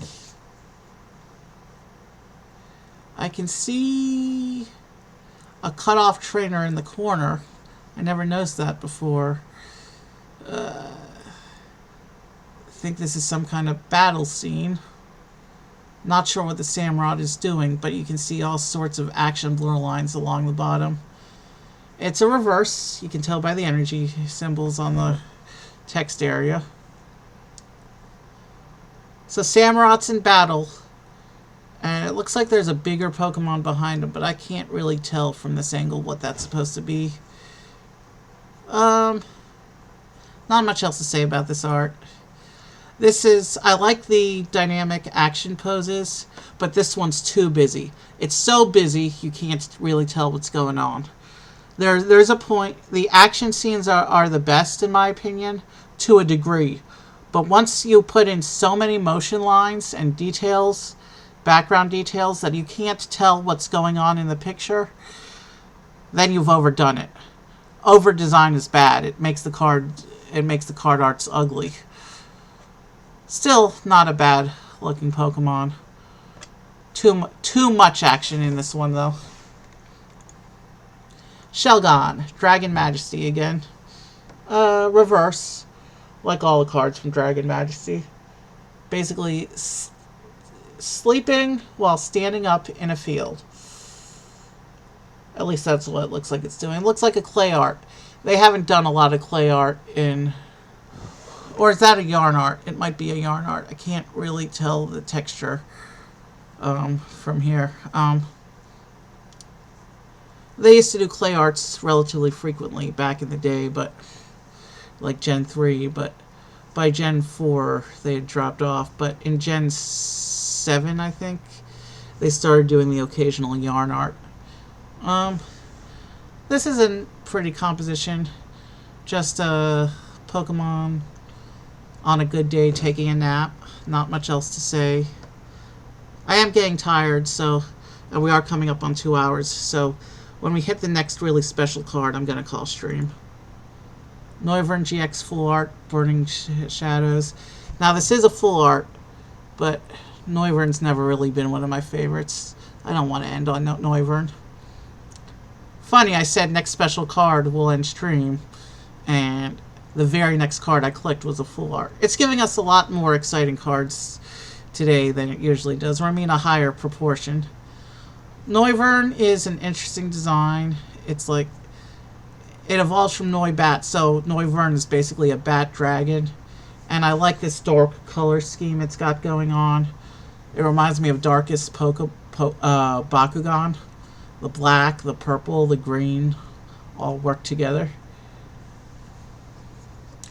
And because it's a GX full art, it's got a solid gold background because it's dragon type. I always like that about the GX full arts is the background color that match the energy. Colorless and metal, the colors are too similar though, and look identical in some lights. Salazzle, Crimson Invasion. Salazzle's one of those Pokemon that gets a lot of cards. What I like about this one is it's a whole group of Salazzle getting ready to. It looks like they're getting ready to, or planning an attack together. They're getting ready to fight as a group. I like this art. It shows us, when you see group arts like this, it shows a side of the Pokemon that you don't normally see in the card arts. So this is a very interesting artwork. Pancham, Team Up. This looks like a another one of the clay arts. Just a cute little bear or panda. Cute but tough looking panda chewing on his leaf, standing on a field. Not much else to say. Dartrix.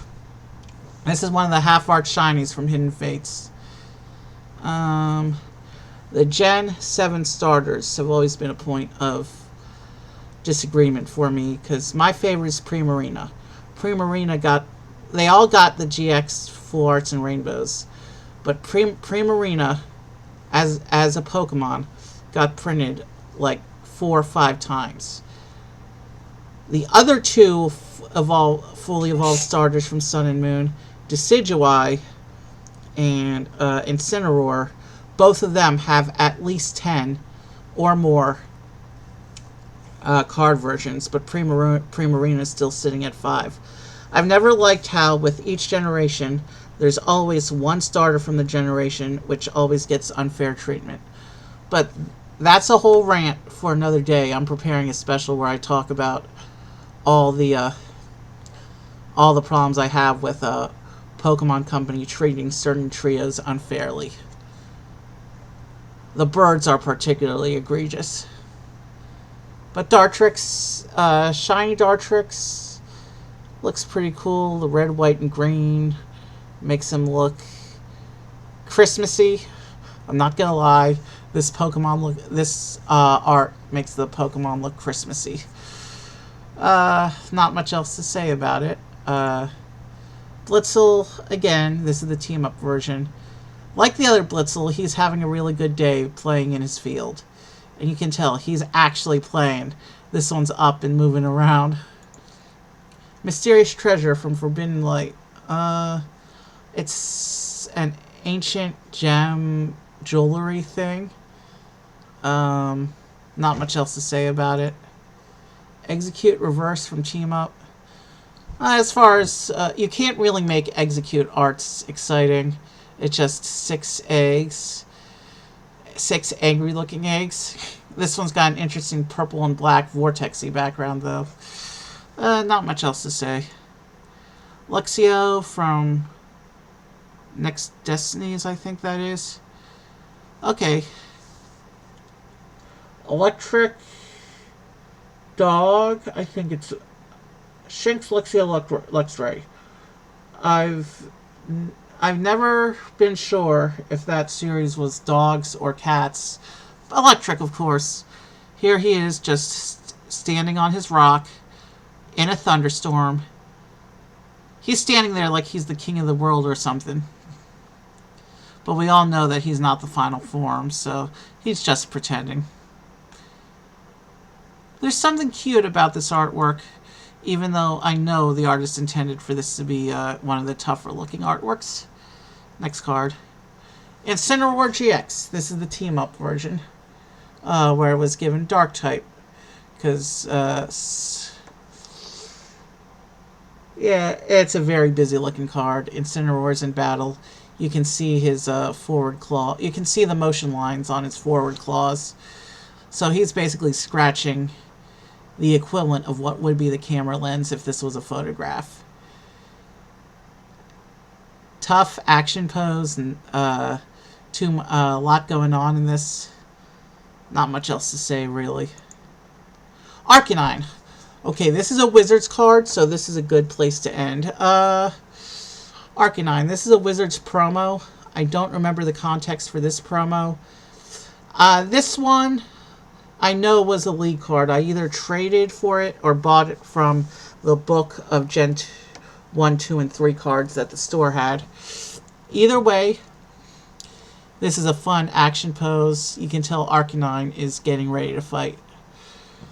And I've always liked Arcanine.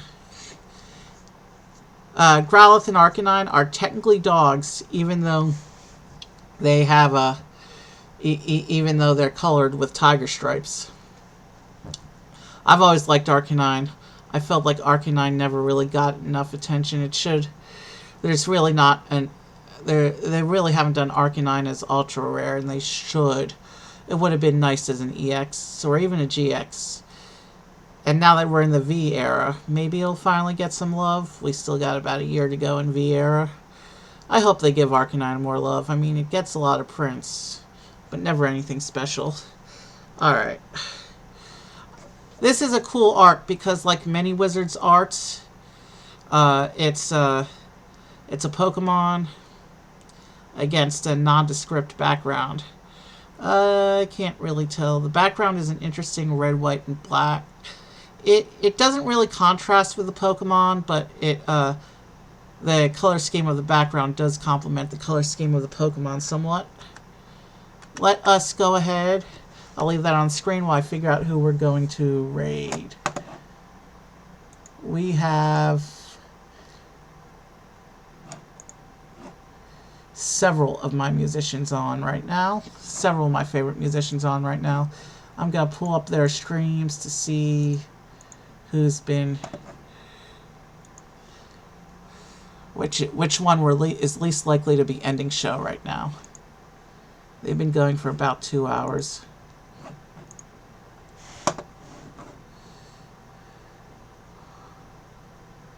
He's been going for an hour and a half.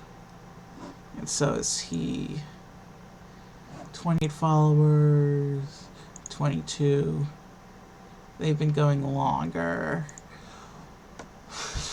Usually when John Massey is on, I raid him almost automatically. But I think tonight we're going to raid the Millennial Piano Man instead. He's very talented. Last month he did a one-man performance of Les Miserables. It was an epic performance. He's good enough to be in the actual show. Alright, let's go ahead and initiate the raid here.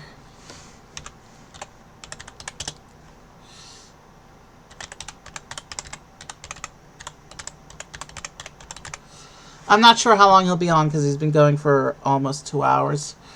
I think he usually does a 3-hour show though, so we should be good. Alright, the raid has been initiated. We're going to go over there in just a moment. Alright, I'm not sure what my stream schedule is going to be for the rest of the week. I know I'm doing a show tomorrow. I know I won't be able to do a show Thursday. And then this weekend's going to be spotty, and next week I'll be at the other house where shows in general are going to be questionable. So we'll see what I can do. Not sure what I'm doing tomorrow. There's a few formats up for consideration, especially because I don't know how much I'll be able to do for the following week. So have a good night, everyone. I'll see you tomorrow. And yeah, tonight was fun. I'll definitely see you tomorrow. Have a good night. Enjoy the music.